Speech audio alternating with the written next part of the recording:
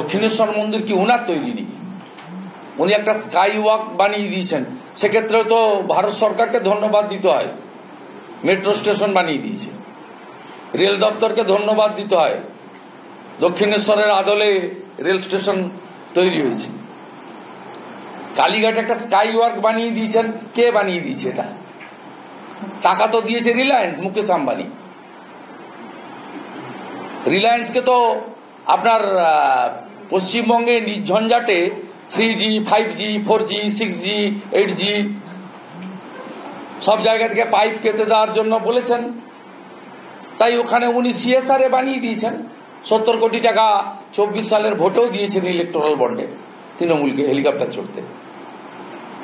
ওটা তো মমতা ব্যানার্জির ক্রেডিট কোথায়?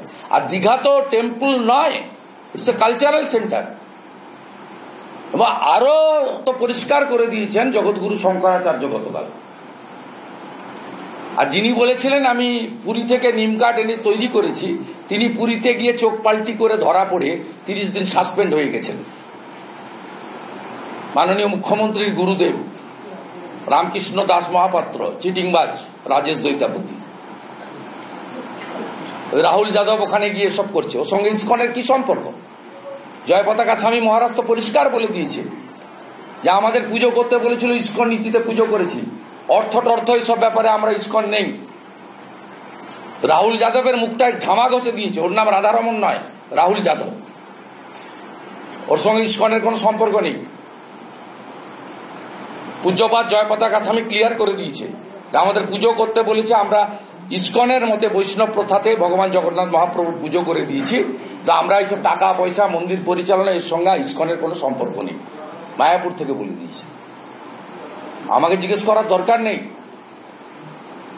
একমাত্র রাজনৈতিক ব্যক্তিত্ব, প্রশাসনিক কর্ত্রী মমতা ব্যানার্জি, যিনি 22 জানুয়ারি 2024 রাম মন্দির উদ্বোধনের দিন মিছিল করেছেন, আর কেউ করেনি। অনেক অবিজেপি শাসিত মুখ্যমন্ত্রী আছেন।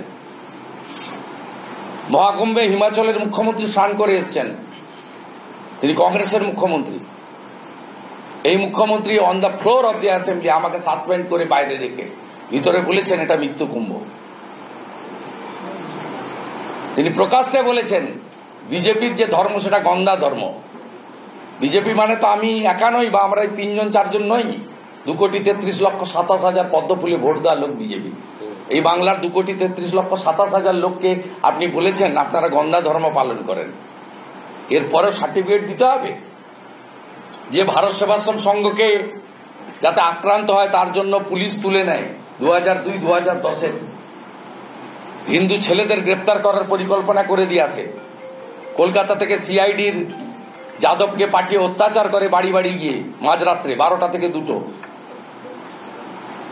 এই মুহূর্তে একটা খবর আমি পেলাম, মৌলালিতে শেকু মাকুরা একটা মিছিল করছিল। সেই মিছিল, এই মিছিল প্রো পাকিস্তানি মিছিল, এই মিছিল তো প্রো ইন্ডিয়ান মিছিল নয়। সেখানে কাউন্সিলর সজল ঘোষ এবং অন্যান্য অনেকের নেতৃত্বে সাধারণ মানুষ তেরঙ্গা যাত্রা করতে জড়ো হয়েছিলেন। স্বাভাবিকভাবে মমতা পুলিশ মনোজ বার্মার নেতৃত্বে শেকু মাকুদের পক্ষ